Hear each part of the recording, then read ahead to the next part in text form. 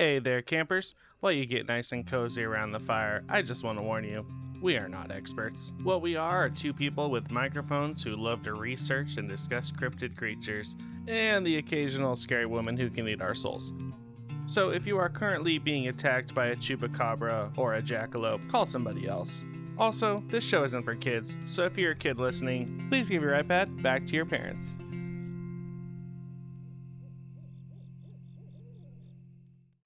Hey, everyone. Welcome back. Woo! It has been... Yeah! Woo! I don't have a celebration We're here! sound. Should I do the moaning wolf? Yeah! Woo!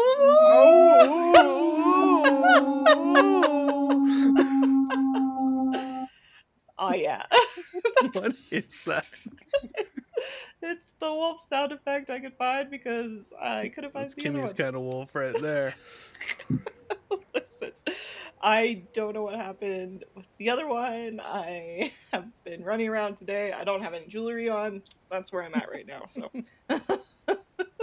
but everyone, welcome back. Welcome back to our humble campfire. My name is Kimmy, and I am here with my oh so wonderful co-host Ryan. What's up, gang? Welcome back, season 2, because we decided to make it a new season of Aloreing, where nothing really Rebranding! changed but the branding. Let's go! Woo! Yay! Finally getting photos of us. Yeah! Oh man, that's literally the only reason we decided to do a second season. Yeah. We're like, how do we feel about millennial green instead of purple? And we're like, yeah, that's it. yeah. What would Smokey the Bear say? Yeah, you know? exactly. Speaking Your flag of, is so much more like prominent than mine. Mine's very. I need to find like a stand. we need to see. Edgar helped me just thumbtack of the flag behind me that you see. So it may fall at some point during this episode. I mean, it would be exciting. I think it'll be a little my surprise. roof's too tall for that, but I'll figure something out. I'm gonna after this episode when we're all on Discord, I will probably hang hooks. Yeah, that's smart. Do a little thing so I can just pop it up and down when we record. But you know what? We didn't have time for that. And then Edgar can hide and still play games right behind the thing back there. That is part of the reason. Now I don't have to clean his desk manically before every recording. I still have to clean my room manically before every recording. We'll figure it out. That's why I made you the banner. So we don't have to worry about it. I gotta cover all this. Cover it up. Just cover it all up. So season 2, let's get right back to where we started. Ryan, it's been months. So long. I know. What have you found Aloreing in the months that you have been away from our humble campfire? Well, I think I talked about probably a while ago around Christmas. I got a 3D printer for Christmas, which was exciting. But turns out 3D printers are really fragile and things break on them all the time. So it's been out of commission for a month, and finally yesterday I actually remembered to take my ADHD meds and fixed it. Thank you. So I have a working 3D printer again, and I have been printing. I printed this sick D20 koozie for my drinks. Very exciting. So yeah, we're so back. I'm gonna be printing nonstop. This took 18 hours. It literally just ran all night. You're the sounds. Yeah. The sounds of the sweet 3D printer. It's honestly kind of in a way, it is actually relaxing because it's zzz, zzz, zzz, and it but it's consistent. Yeah. It's your new white noise machine. Yeah, who needs a fan when you can just have a 3D printer? But then it'll every once in a while it'll go and you're oh, and wake up did it fail? But no, it was all good. You're waiting to see. You're oh no, please. You're at 70%. Please don't. Yeah. Please don't stop for me. Yeah, I thought I was gonna run out of print on the little spool on this one because it was it's hefty. This is Yeah. a solid Looks like a little thick boy. block. Yeah. It just kept going. When I woke up thinking like, oh, it's gonna almost be done, and it said like 45% done. I was like, oh, okay. You're like, oh, I forgot how long these take. Yeah, I'm used to printing little like mini things, Yeah. not giant, almost size of my head things. But It's yeah, worth it. this is the biggest Totally thing I worth it. printed, and it worked really well. And yeah, all good. And I'll have to open up Blender again and get back to Yeah, the little 3D modeling. Maybe make a yeah. Mothman or something. I think When you it should. so compels me. Yeah, I was gonna print a bunch of little for EDC, which is coming up in a couple months, a bunch of little like Fresno night crawlers, and just like hand them out to people, like so I have something for you, and just like put it in their hand. Yes, I support everything about that. Yeah. Dress as like a park ranger and Yeah, just hand this out is for you. I love everything about that. Yeah. That sounds wonderful. What did you find Aloreing? Oh man, girl's been wedding planning. Yeah, you've been a lot of that. Woo! You know, I didn't realize, like, I planned out the beginning of this year, like, I have time. Nah. Yeah, for once it wasn't me. I just want to point that out. Yeah, I like told Ryan 4 different times today. Yeah. And he was so nice. He's like, Kimmy, I have spring break. We have all this time I'm just to record. chilling. Yeah. And I got like 5 days into his spring break, like, oh shit, he has spring break. Now it's almost over, so. Now it's almost over. So we're going to manic record a few episodes. It's going to be great. Thankfully, I have pre-written a lot of stuff, but beautiful. It took a while for me to cross this finish line. So I've been prepared. It's just like my brain hasn't caught up to how prepared I am with things. So yeah, that's fair. It's been fine. Everything's great. A luring thing. This will be good timing when the episode comes out. We are in the midst of planning our first market mini live show together. We have done it, Ryan. We have come fullish circle, I guess. Yeah.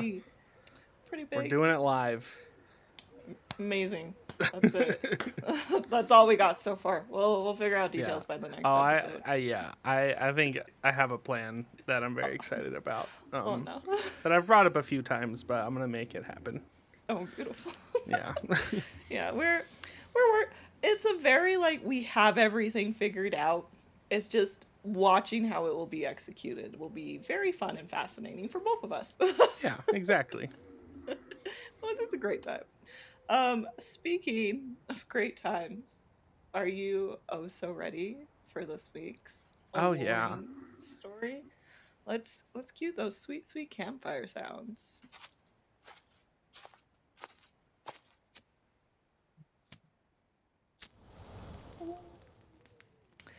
We got some new sounds. Shout out to our friend Chase. Yeah, shout out. For manically helping us this season with some of our sound effects. Real 10 MVP. minutes before the episode went live. Well, we have amazing people in our corner. That's all I can say.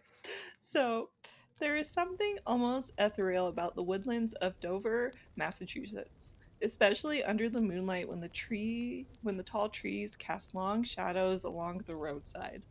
The cool air is filled with the sounds of nearby running water and distant wildlife, which creates a peaceful atmosphere of solitude. This also creates an idyllic setting for late-night drives along the tranquil roads where one can easily lose themselves in the beauty of the night. Now, what if I told you to be cautious if you find yourself winding up and down the inviting woodland roads under the moonlight, because there is a chance you may find a cryptid known to hover near the roadside.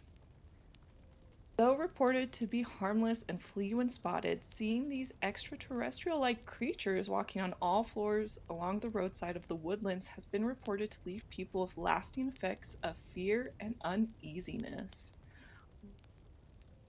So for all of our lovely audio listeners that are like, what the hell have Kimmy and Ryan been talking about visually? Head over to our YouTube, or you can check out our blog to see this week's illustration.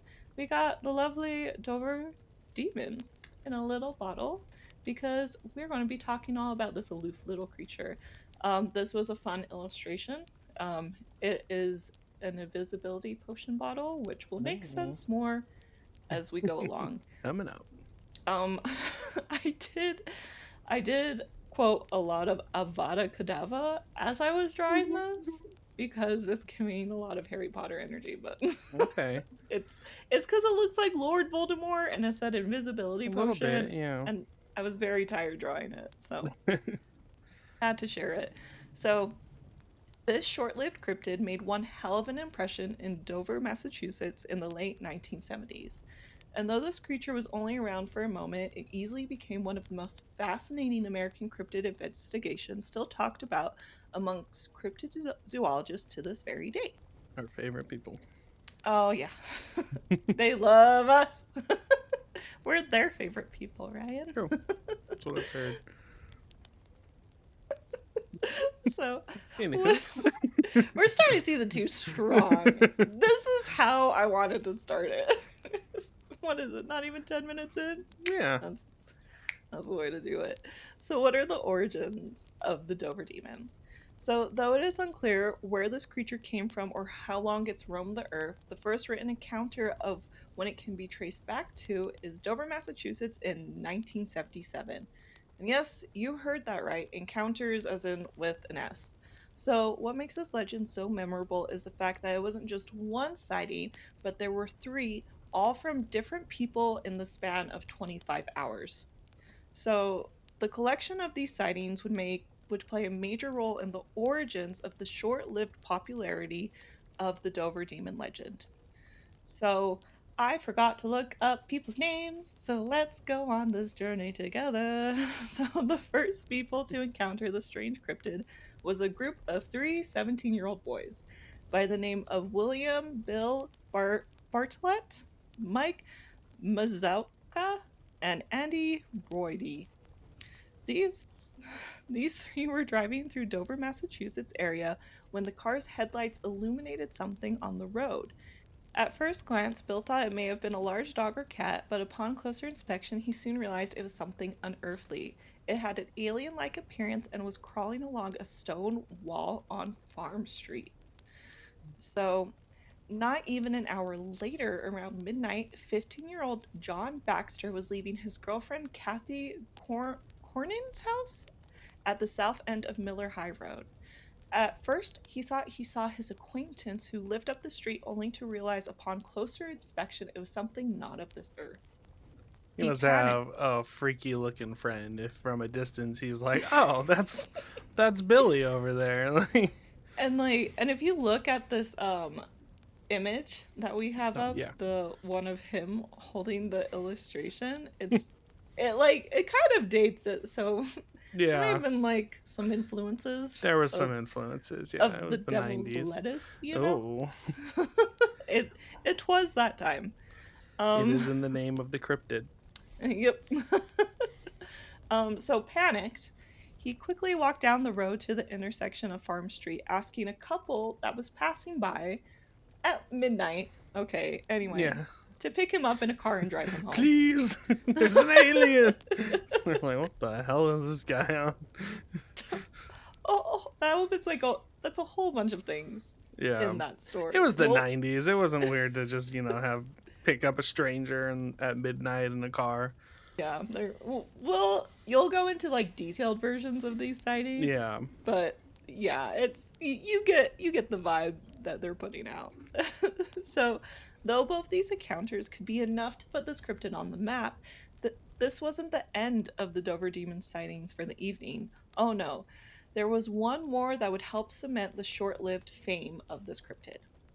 So, the next day around midnight, Abby Barpham, age 15, was driving home with her boyfriend Will Traintor, age 18. She claimed to have seen a similar-looking creature from Will's car sitting on Springdale Avenue on the side of the road. Abby's description matched Bill and John's, except this time the cryptid had illuminated green eyes, and she approximated the height as about the size of a goat. Interesting measurement, but you know what? Good for her. The following day, The teenagers all went in to report what they saw to local investigators. Though none of them knew one another, nor did they report their encounters together, they all had eerie, similar sightings. So much so that the investigators believed it was nothing more than a teenage prank and the kids were messing with them. It's kind of what I was thinking. Like, someone made a really good costume. Someone was like, today's the day I'm going to try on my, what's it called? Is it a morph suit? Like that one bodysuit? The first morph suit. Have you ever seen when like little like 12 or 13-year-olds wear those for Halloween? Yeah, it's just the solid color suits. Yeah. Like they become little menaces. Yeah, exactly. That's the energy. It flips a switch in people's minds when they put on a morph suit. I don't know what it is. That's the real American cryptid right there. The morph suits of America. It's true. So, for example, during Abby Barham's report of what went down, they tried to catch her in what they believed was a lie. But she stayed true to her story and didn't back off for a second. Even when the cops mentioned that someone else reported the creature as having orange eyes instead of green ones, she held true to her story. Plus, Bill, John, Abby, and Will all drew sketches of what they saw, and they all looked the same. Bill even went as far as writing, "I, Bill Bartlett, swear on a stack of Bibles that I saw this creature." Damn. On not just one, a whole ass stack of Bibles. Yeah, he's got some tithing. Bring me everything. Yeah. Bring me every holy book we have in town. Every one. Yeah. Everyone from every church. This creepy monster sighting in Dover, Massachusetts led to the cryptid getting the name the Dover Demon. And though it became quite the talk of the town, it seemed that all the Dover Demon sightings halted after those 25 hours. And it came down. There it is. This strange phenomenon led many to believe it was nothing more than a teenage prank. But in 1972, Mark Senot of Sherborne claimed that him and his friends thought they all saw a small creature at Channing Pond on Springdale Avenue moving in the headlights. Though they didn't get a good look of it, they are convinced it was the Dover Demon. So, with all these encounters, teenagers, investigators, and even cryptid zoologists took to the Dover to try and hunt this creature down for themselves, but it seemed as if it had vanished into thin air. No one could find any trace of it, and there wasn't any reported sightings well into 2008. Even this sighting is speculated to just be a tall tale to help keep the legend going, since there is no name for the man who spotted the Dover Demon in the 2008 instance. Like, all we know is some dude said it ran across the road. A cryptozoologist said, "I swear, I saw it. I swear on my stack of town Bibles." Yeah.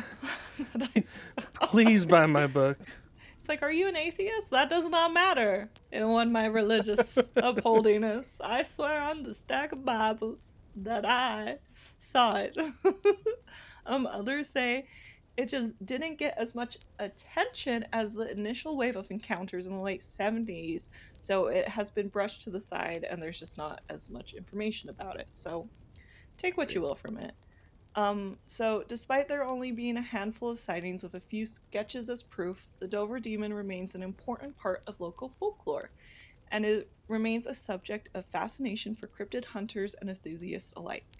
Plus, this weird alien demon thing has found its way into a handful of TV shows, from X-Files to cryptid and folklore documentaries, due to how eerie the similarities between these three separate groups from the 1970s were.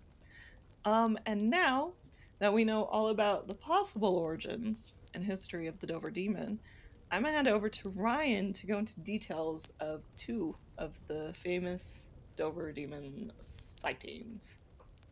Alrighty. If you're not watching this and listening to it, you should definitely look at the images from this week's. They will be on our Instagram and blog. Because we got some doozies this week. All right, we're gonna start with Bill Bartlett in 1977. So, as Kimmy talked about, the first sighting of the Dover Demon took place at 10:30 on April 21st. It's almost my birthday of 1977. Of course. So, three 17-year-old boys with the name of Bill, Mike, and Andy, as previously discussed, were driving a Volkswagen. Oh, you know what they were doing. North of Farm Street in Dover, Massachusetts, on their way home. Bill, who was behind the wheel, noticed something creeping along the low wall of the loose stones on the left side of the road. At first glance, it seemed like nothing more than a stray dog or cat out for a midnight stroll. But once he turned on the car and the headlight illuminated the animal, he realized how wrong he was. Whatever was crawling along the wall had a bizarre, unearthly appearance to it and was now aware that the boys were there. Fun. And as you can see in the image, it's crawling on the wall. Very very scary. Kind of seductively, Honestly, yeah. He's He's like reverse Frogman. Like if the Frogman was caked up, like this guy's more top heavy. The Frogman took all of the cake. Like if you squeeze the bottom of the Frogman and everything went up, that's the Dover Demon. I hate that that's such a good analogy for and it. Boy, do we want to squeeze the Frogman.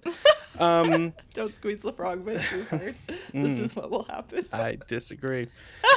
This creature had slowly turned its disproportionately watermelon-shaped head with no mouth, no ears, and no nose. How does it breathe? To now stare into the lights, having its two large, round, glossy, lidless eyes shine bright like two orange marbles. Its neck, arms, legs, and fingers were slender. It was hairless, a peach flesh-toned skin color, and the bright headlight made the wet, sandpaper-like texture of the skin very obvious. Ugh. I'm really painting the picture Yeah, this season. You're welcome. I don't like peach flesh-toned. I don't know why that just doesn't... Ugh. A little fuzzy, peachy. Size-wise, it seemed no more than 3.5 to 4 feet tall, and its fingers curled into each rock. Short king. Now, you would think that Bill, having his two other friends in the car, would have seen this unsettling creature as well, or that Bill would have stopped the car to take it all in, but unfortunately, neither of these things happened. I'm shocked. The headlights were only on the creature for a moment before it became surprised and scurried away. Bill was also so terrified from what he saw, he was unable to formulate any words and silently drove the rest of the way, dropping off his friends and going to his home on Walpole Street. Later that evening, he'd come to terms with what had happened and sketched what he saw. The following day, he'd even taken the sketch to the local authorities to report the incident to see if anyone else saw this creature and could explain what he encountered the night before. Don't do drugs, kids. John Baxter, same night, or maybe the night after. So the next sighting takes place the same day, April 21st, 1977, around midnight. 15-year-old John Baxter was leaving his girlfriend Kathy's house and came to the south end of Miller High Road, walking up the street to head back to his house. About a mile into his walk, he noticed something approaching him. At first glance, John thought it was his acquaintance, M.G. Bouchard, who lived in the same street as him due to the short stance of the figure. He's like, oh God, here comes John. When this story comes out, imagine being that person compared to this creature and then seeing the sketch of this creature. I would feel so disrespected. Sorry, John. I saw this disgusting short thing walking towards me, and I thought for sure it was you. Like, nothing against you, John. You just are disgusting and short. I don't know what to tell you. So John was surprised to see his short, ugly friend out so late, but nevertheless waved his hands and called out to him.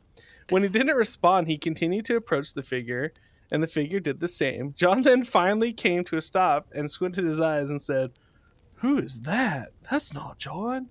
That's not Ugly John." Whoa, that's not Ugly John at all. That's Ugly Tall John. That's Ugly Tall John. Bruh. Bro. The sky was dark, Or sorry, they're in Boston. He's like, it's John. Short John. I can't. Short ugly John. Ugly John. I'm gonna get in the car now. The sky. We just lost our one Boston viewer. The sky was dark, having the moon phase of a waxing gibbous. What is that, Kimmy? What moon phase we talking? Yeah. It's like mostly full with a little bit of a dark edge. Cool. Like you're putting the wax onto a car. Oh, because it's coming. Yeah. Like you're putting it, waxing it on. Yeah. Okay. So we're not waning. We're waxing, guys. Wax on. So. Because of that, and covered by Outcast, so that's why he couldn't tell that it wasn't his short, ugly friend John.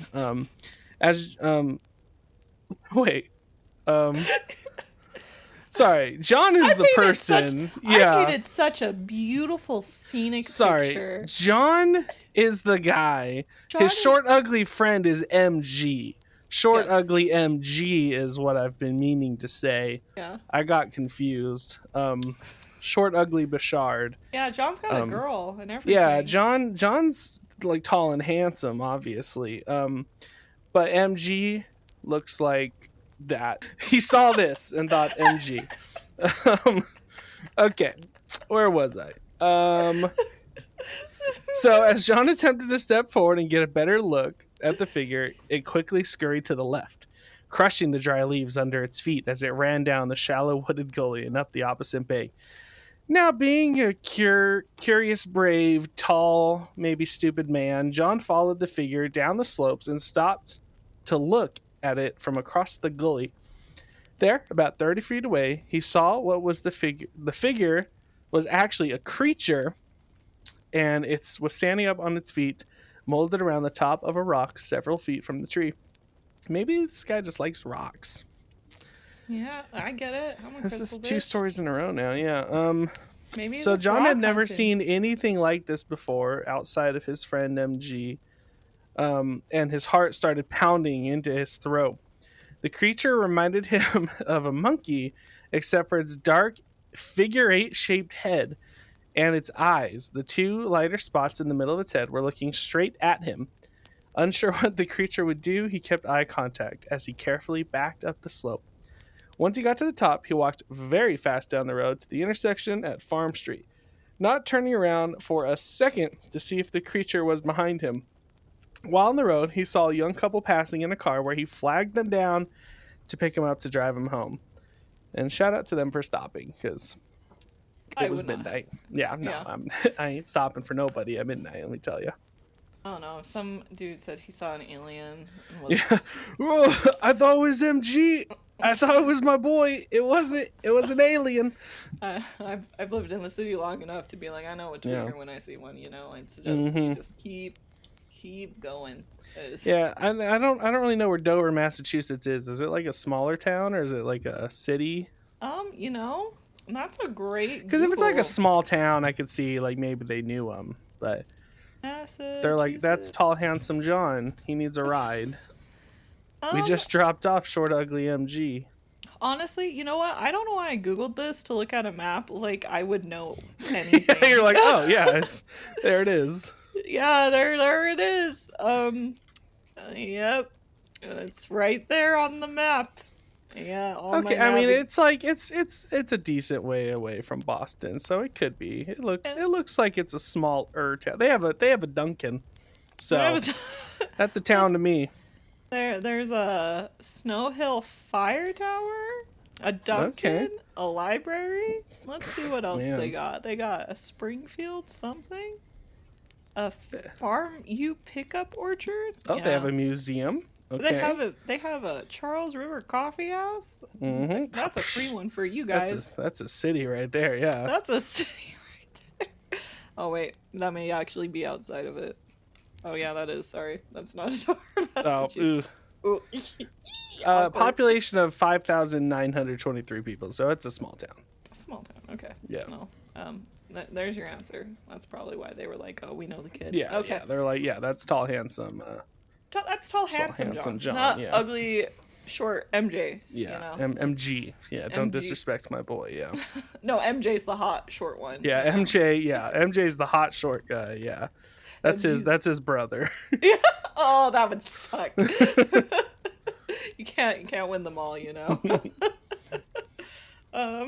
Wow. Well, those stories, we're just going to commercial break. You know, I feel like that's it. That's all we can do.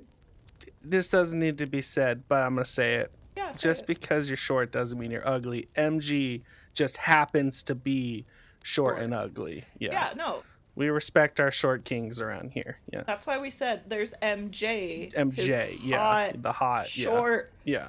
Brother. Who looks a lot more like probably Mothman, maybe the Fresno Nightcrawler. His legs just go all the way up.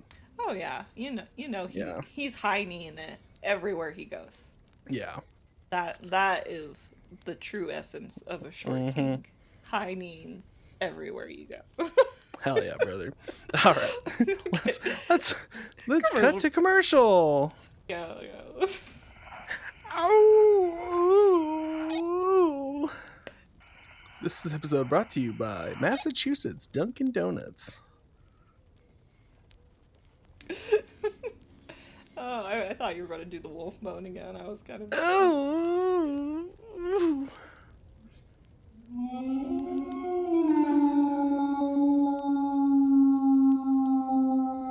It's so long. I have to cut it. It's so long, right?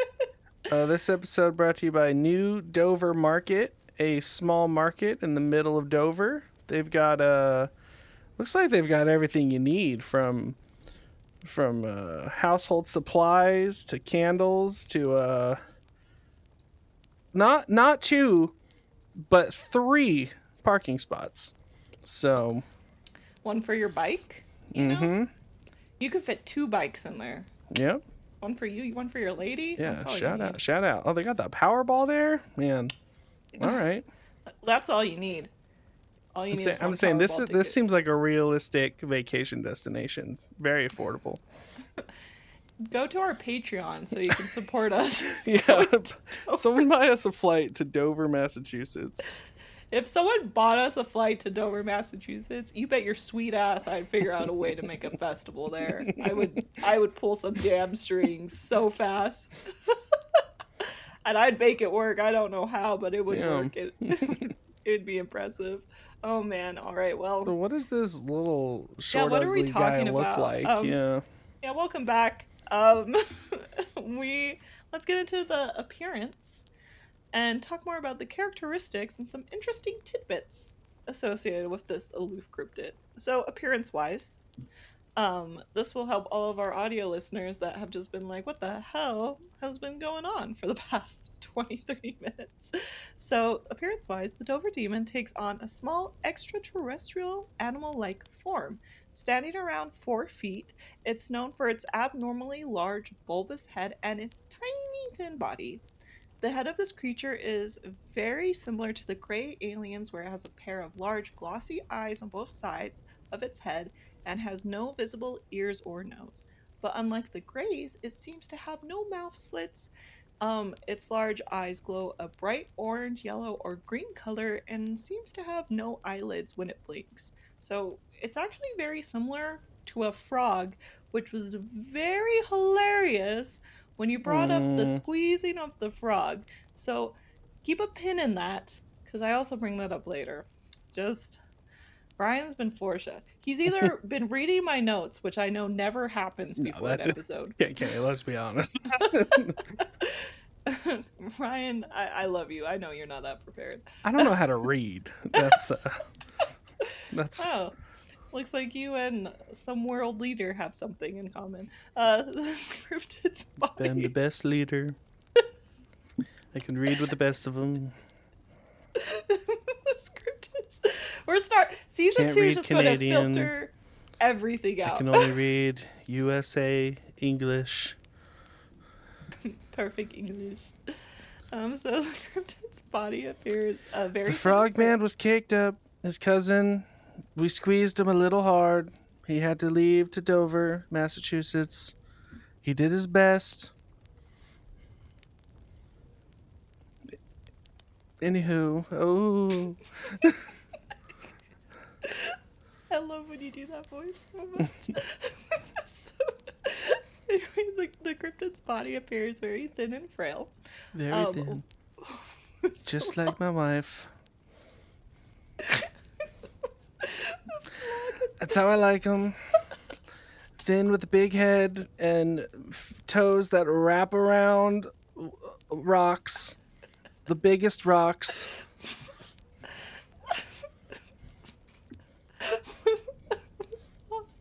I can't.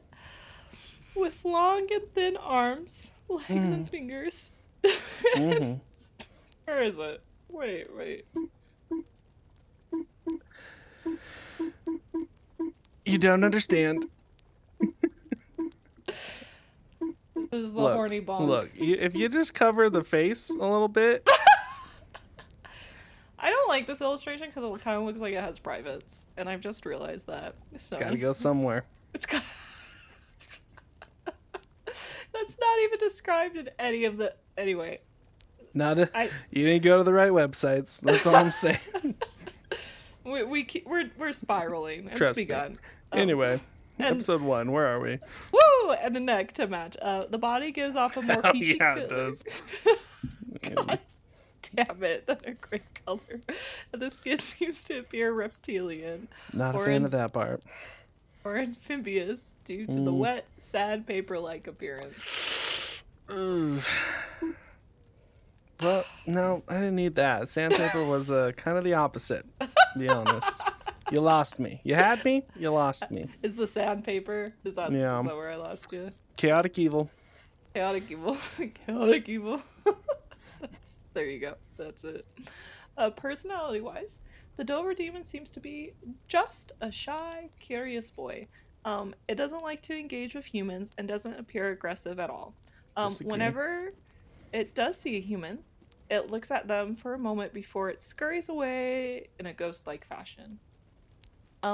It does seem to be observant and smart, but again, it just doesn't want to engage at all. So we got like an introverted, curious, shy boy going on. It's just like me for real. We got a little Ryan cryptid. Though unproven, many believe it possesses the ability to turn invisible, camouflage into its environment, and move quickly and erratically, which is why it's able to disappear without a trace in every sighting. Nice. So, hence invisibility potion inspiration for this illustration. Speaking of appearance, one of the most iconic aspects of this cryptid is the fact that it is known for its illustrated portraits. So, normally when it comes to cryptid sightings, we either get a verbal description of its appearance, a photograph of it, or some type of sketch. Verbal descriptions are the most common, since this is how people are able to tell us about their first-hand experiences. But unless someone is able to visually paint a picture of what a cryptid looks like, it's hard to get a good grasp of what that creature looks like, and it can leave a lot up to interpretation, as we have learned doing this show for as long as we have. Then there are those who are more camera ready and tech savvy. We can get cryptids caught on film, but alas, most of the time... No, we don't. They end up blurry, out of focus, or suddenly missing from someone's camera roll. What could it be? This then leads to what seems to be the most reliable medium, which is good old pen and paper. In the story, and many others like the Flatwoods Monster, for example, it seems that detailed sketches of cryptids have become the best way to tell the masses of what they look like. One of the most iconic aspects of the sighting that really put it on the map is the fact that all these teenagers drew separate, detailed versions of the same creature. All different sketches, all different encounters, but all the same creature. So with that note, I'ma say it. Start funding your damn high school public arts programs. I'm fucking talking to you, Payson High School. Anyway. This is a call out. I have a lot of... Did not like my high school. There's a clearly Will and John did not go to the same art class, because there's some See, this is if someone asked me and Kimmy both to draw a cryptid, you'd be getting John's drawing for me. I mean, I probably couldn't do that tree and rock, and then Kimmy would be on the left with like really detailed like a scale and everything. I have to label mine so you know what you're looking at. That's why he has all the little labels. Yeah, exactly. Yeah. There it is. Look, he has feet molded around rocks. Look at that. Just so you know what's really going on right there. You know. Mm-hmm. Yeah, just in case you couldn't tell what I was drawing here. Just save it for later, you know. Mm-hmm.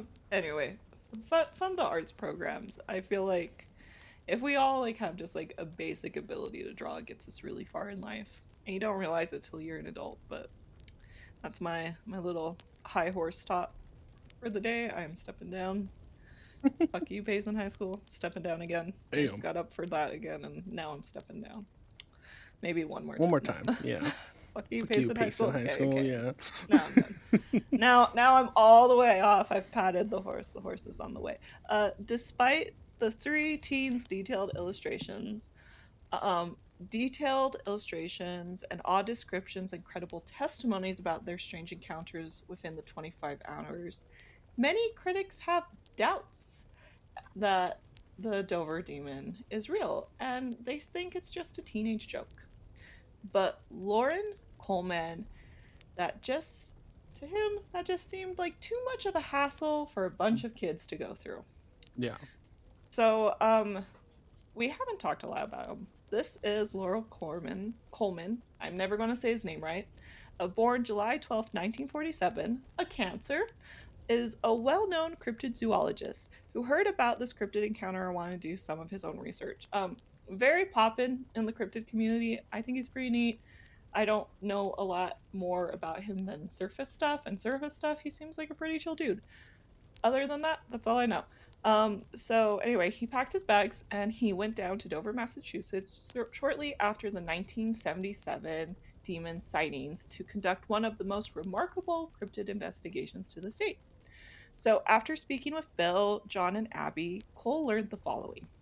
The 3 kids did not know each other. Plus, the sightings all happened during spring break or school vacation, so unless they all knew each other, they honestly had no reason to construct a hoax. Their reports were credible since their descriptions of the creatures were consistent, and there was even noted that if one took out a map and put a ruler lining up the positions of the sighting, it made a direct line like the creature was moving up, if that makes sense. Mm-hmm. And the most important note is the teenagers were genuinely terrified and confused about what they had seen. Lauren knew that there was no way they were lying and wanted to find out everything he could about this Dover demon. So he reached out to local wildlife officials and vets to see if they had reported any animals, healthy or sick, that could have been similar in appearance to it. Of course, there was nothing that fit the description, and all he can conclude is that it may have had some connections to some type of extraterrestrials. But since there was no UF sightings reported or extraterrestrial activity reported during the time of the sightings, it was hard to connect these dots. So, regardless of his investigation outcomes, he states that this wasn't just a prank and those kids were honest about what they saw. To this day, both Will and John, now adults, insist what happened is authentic. So, super cool. I think it's a fun little story. Now, we don't know what this creature is, but there are theories of what it could be. And surprisingly, their demon is not one of the options. What? So, some theories. We got 3. We got a spoilers for Science or the Church. Haha. Got him. Got him. Or fell did for I? Your own trap. Or did I? Oh, just you wait, Ryan. I got tricky this season. Just you wait. So the most popular theory is that it's a type of extraterrestrial, specifically some type of alien scout or interdimensional visitor. Yep. Well, that's a fun word. He was interested in Dover, Massachusetts. Yeah, he said that's the place I want to visit. the heart of humanity, Dover, Massachusetts. I'm gonna check it out. He's like, that Dunkin' Donuts is where it's at, man. Yeah. and there are three parking spot, and they're powerful. Yeah, I'm gonna change lives there. He was just there to buy lottery tickets.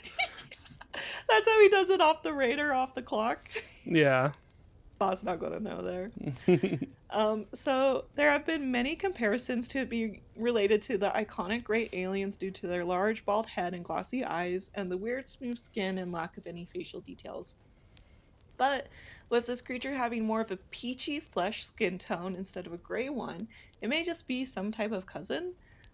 Many also believe that it may be an alien that was scouting Earth for a month due to its coincidence of strange lights in the sky around Dover, Massachusetts during the 1970s. But, like I said earlier, there's no reported documents of this I could find. So maybe it's just a rumor, or maybe they disappeared. Who knows? That's all we're going to say for that one. Do your own research, folks. That's all I had time for. Another theory, which is the one that I'm leaning to, and Ryan's probably going to lead to, is some type of weird amphibian. So, Dover, Massachusetts, where the sighting of the creature occurred, if I haven't said it enough times this episode already, is known to have wetland area, ponds, and forests that could theoretically be home to undiscovered species of amphibians.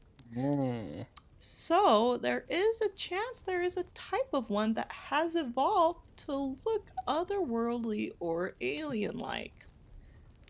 Of course, there isn't enough research to back it up, but there may be a chance. Maybe an alien frog got freaky, you know? It would happen in Dover, Massachusetts. The Frogman and JD or GM or whatever his name was. MJ. MJ's the hot one. Frogman and MG got together, and that's their love child. We've solved the origins of it's like that Dover movie. I forget what it's called, Way of Water or whatever it's called, where he don't you dare disrespect bangs the fish Way of and the. How dare you, Ryan? I'm just saying this is a similar situation with MG and I would have risked it all. And the Frogman. For Way of Water? We know. Have you and I watched Way of Water? Have we watched the same film? I haven't seen it. I just know the premise of it. Ryan, is he I keeps a would have risked mermaid it in all his. for him. Yeah, I would have been all up in that Atlantis, you know. It would have been undiscovered if I was there, you know. maybe Kimmy is the mother of the Dover demon. That's why she's like, it'd be a crazy episode to do. You know, it'd be a crazy episode to talk about my unborn. This obscure cryptid from middle of nowhere, Massachusetts. Why does she keep referring to my boy the whole episode? That's so strange. We need to watch Way of Water. Okay. Is that what it's called, right? Way of Water? With all the Saltburn stuff I dealt with, you have to watch Way of Water with me. Fair enough. It's the balance of the universe. Oh, man, I'd risk it all. Anyway, I digress. See, I told myself I wouldn't be as thirsty this season, and here we are. This is just what happens. I knew that was a lie. It's not the Way of Water. That's Avatar. What's the one what's it called? It's the one we're Way thinking of Water. Are we talking about the same movie? Are you talking about Avatar? I'm talking about the one where he bangs the fish. Yeah, the fish dude in the fish tank. Way of Water, fish man movie. Let's see. Shape of Water. Shape of Water. The Way of Water is the new Avatar movie. Get out of here. Same thing. Yeah, we don't care about that. We're talking about the Shape of Water. Shape of Water. Yeah. Risk it all for that fish man. That's what we meant. Well, I would. I had no shame. Listen, we're focused till the day I die. Anyway, last theory. I digress. And finally, the Dover demon is some type of spirit. Despite all the encounters, none of them have left any physical evidence.